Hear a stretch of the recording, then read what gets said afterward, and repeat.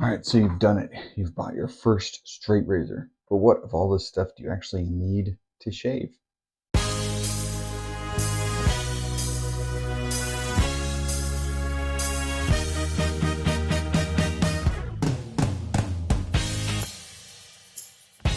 First, I'm going to show you what you need to shave today.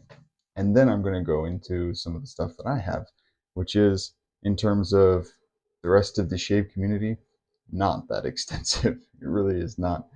I don't have a lot of stuff, and what I do have, I usually am willing to sell off, so I move through it. Anyway, let's get to it. The first things that you need to shave today: one, a razor. You're going to pull one out here. This is a run-of-the-mill round point, probably 1930s razor.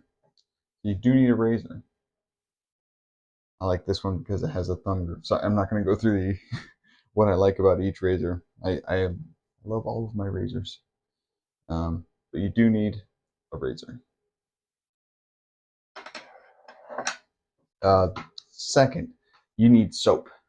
So when I was shaving as a teenager, I just used the soap in a can that you spray and it foams up really well. But the bottom would rust, and so wherever you leave it on a bathtub or in a shower, the bottom would leave this rust ring, which is weird. The thing designed to be used in the bathroom rusts. Who am I to argue? Straight razors are carbon steel.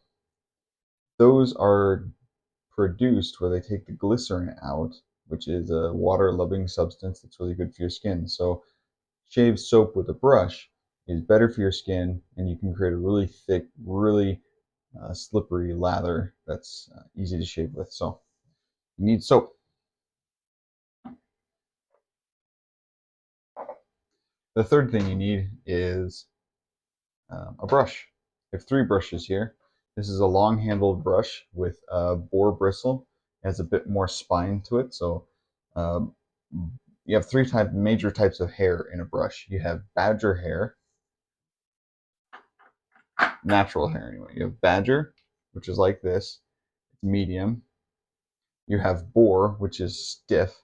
And then you have horsehair, which I don't have any of because I've used horsehair before and it was like human hair, where it gets wet and it just flops to the side. So you're basically smearing the lather on. It doesn't have any spine to it. So the horsehair has no spine. Badger is medium spine.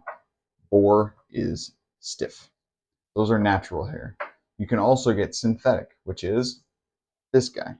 And synthetics are great because they're stiff like badger and they're cheaper. I actually made this brush out of a wooden dowel and gave it to my son, which is why it says he wood burn stuff on it. But it made out of wooden dowel and put a synthetic knot into it. So if you're going to use this soap, you need a brush. If you're going to use the can, then all you need is a razor. And the third thing, you need a strop. All right, so there are all sorts of different kinds of strops. The first one that I'm going to show you is on a piece of wooden board. So one side I glued on, both sides I glued on pieces of leather. This one I rubbed on green polishing compound, and this side is bare leather. So you can put it on a wooden plank. People just sell wooden strops as well. But I made this one with a piece of scrap wood. Polishing compound, bare leather. Second one is just a strip of leather that I have not put brass to yet. So this was too short, so I didn't do anything with it, but it's basically a piece of leather that I cut notches out of to make a strop. And you can set it down. Set it down on the counter like this. And you just drop it. Boom, boom, boom, right on the counter. Third kind is a hanging strop. And this is the one that everyone's used to seeing. I made this one because I wanted it really wide. Usually, strops come in really narrow, like this one. So this is an antique strop that has two pieces of leather that are very thin. They come with these leather handles right here, so you can hold them tight. And they have, they're just more narrow. So as you're going across with the strop, there are a cross and then a cross and a cross. So you have to make kind of an X pattern with these antique straps. But they're really cool because they're so old, and sometimes you can find cool branding on them. So I made this thicker one where I don't have to go across. I can put the whole blade just back and forth like that. And don't ever turn on the edge like I just did. Like this, turn on the spine and come up. Turn on the spine. Anyway, so to answer the first question, what do you need to shave today? A razor, some kind of soap, and a strop. That's all you need. A piece of metal, some kind of soap, and a strop. You could use bar soap for all I care. If you're going to try it out for the first time, you just get some bar soap, lather it up. You won't get a very good lather. Actually, scratch that. Don't use bar soap, Wolf Man. The worst type of soap you could probably use would be something like Irish Spring. That stuff dries out my skin quite a bit. You want to use some water-loving soap. After you shave, you use some kind of skin treatment, skin conditioner. So here I have face lotion, but I also have Buchanan aftershave. I would recommend not using alcohol solely. Alcohol is an astringent, which means alcohol will tighten your skin, unless afterwards you use some kind of lotion to condition your skin. So that's my 2 bits. All right, now to go through the different types of equipment that I have.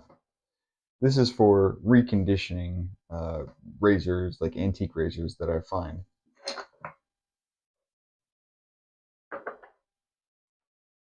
My first brush that I made out of an antler, which I put some badger knot into. I'm thinking of replacing this badger knot maybe with something thicker, something more luxurious, but it's hard to do when you have nostalgia attached to it.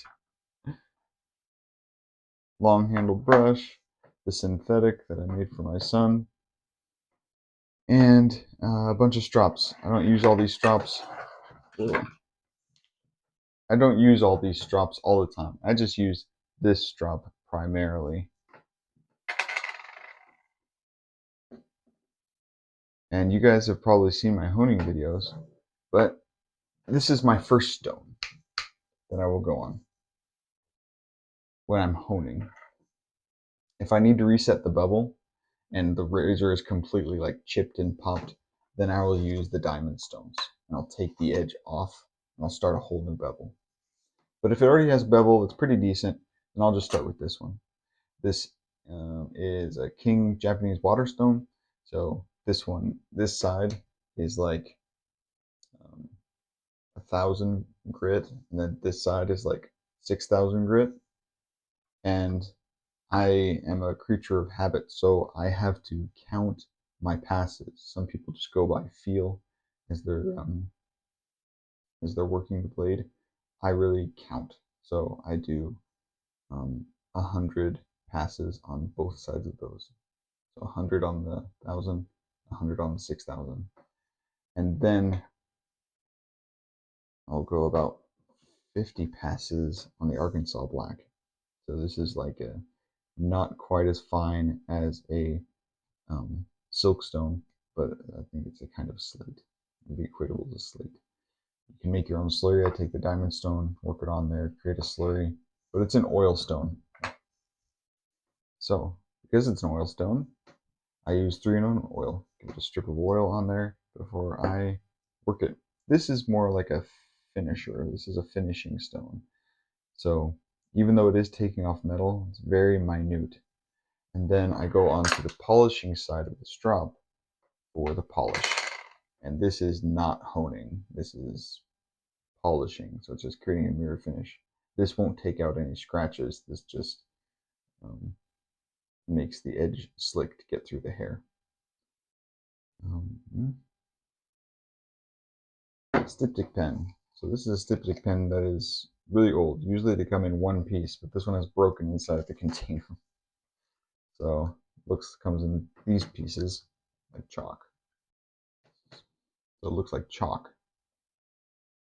But this closes up nicks and howies that you give yourself. Stings like the Dickens, but it's really good at closing up small nicks that you get.